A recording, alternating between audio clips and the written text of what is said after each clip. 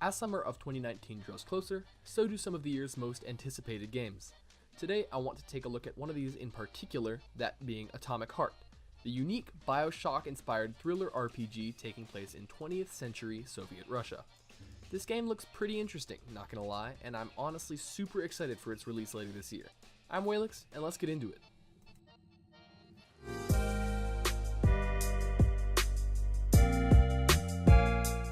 The first thing that I'd like to cover is the map of the game. There are two clips, one in each trailer, that give some context to in-game map location.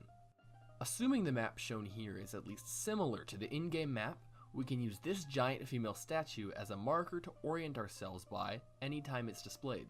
The first appearance of the statue is actually seconds into our first trailer. Using this tower and the looming statue in the background, it seems clear that our player character is either here or here. The second area shown in this 10-minute gameplay trailer is this cliffside vista encompassing not only a large river and lake, but the same female statue. This perspective would suggest that at a minimum, though I would expect more, these two areas are significant explorable points in the game. Of course, there is also this zip line and these mountains in this image alone, meaning that we probably have access to this whole area, and whatever this snowy area is, it's probably on the outsides of the map, meaning that we can get all around. Okay, you know what? Scratch all this. With all the images that I found that I'm not even showing, it's probably pretty predictable that the map is very explorable and may even be open world to a degree. I'm just going to draw a big circle here and predict that you can probably venture anywhere in this map. While I know map speculation is incredibly enthralling, I would like to get into some of that lore everyone has been waiting to hear. Remember, while reasonable, the majority of the information that I've gathered is speculation. Take it with a grain of salt. Let's begin with these four gentlemen. Here we have Nikolai Vavilov, Ivan Sechenov, Pyotr Kapitsa, and Konstantin Tsiolkovsky. Although two are confirmed, here's my speculation surrounding all of their involvement in the game. And as well, something to remember, I apologize for any butchering of names, as I am pretty much as far from Russian as anyone can get.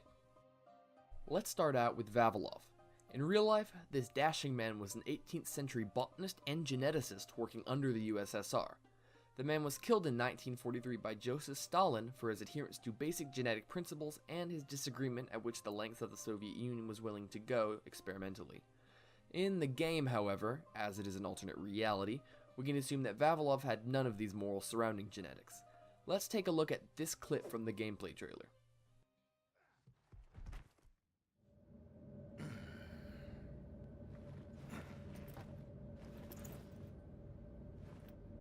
Did you catch it?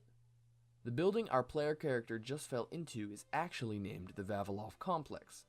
Chances are you didn't, because it's written on this wall in Cyrillic.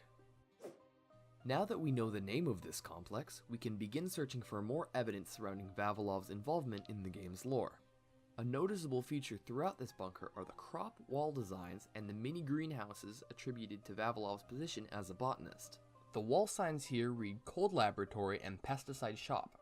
While the Cold Lab is what is shown later in the trailer, I want to focus on the latter as I believe it better plays into my speculation surrounding Vavilov. Through the wall art, the sale of pesticides, and the unarguable presence of Vavilov throughout the bunker, I believe that these drones are a sort of pesticide-to-crop delivery system developed by Vavilov in order to aid the ever-present famine plaguing Soviet Russia. Shown in this image, we can see a large drone hovering over some dandelion weeds above the bunker our player character falls into. Dandelion weeds are the same that Vavilov used to experiment with mimicry and adaptation, and we can quite clearly see them flourishing under this drone's care. Another robot that I believe serves a purpose are these dudes. They can be seen here, what appears to be either feeding the chickens or warming them up with red light being emitted from their eyes. Red light is commonly used in chicken coops to warm and keep chickens calm, so it makes sense that these robots were designed with this purpose. Both of these theories are as well backed up by the Munfish website, which directly states that each and every robot was made with a specific purpose to aid the Soviet industry and its citizens.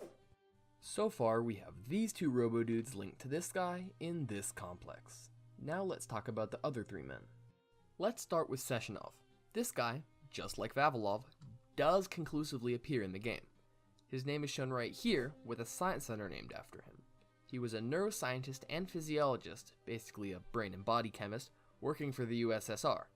Personally, I believe that he has something to do with either the blood tentacle things that are just about in every single scene of every trailer, or these weird zombies seen here.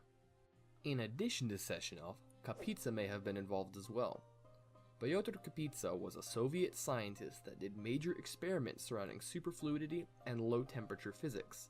While it can't be confirmed, perhaps these two scientists working together caused these deadly polymers to drown Astronaut Dude and poor Babazita. And of course, now you're all probably saying, hey, what about that fourth guy whose name you butchered worst of all?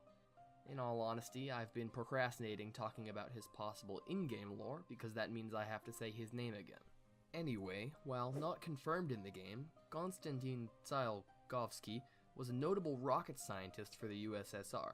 Maybe you've seen rockets like here, or here in this image, or even what looks like a runway or launch pad behind Big Weld's angry older brother here.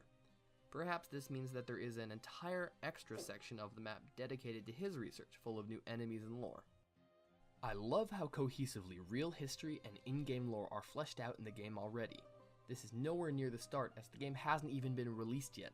It does, however, receive a release date in the second quarter of 2019, so be ready, because as soon as it does, you can expect many more lore analysis and gameplay footage videos from me. If you enjoyed this video, go ahead and drop a like or a subscription, and if you're really feeling it, head right down to the comments and tell me exactly how I can improve. This is the first of many videos on this channel, and I only want to get better. Until next time, this has been Waylix. Peace out.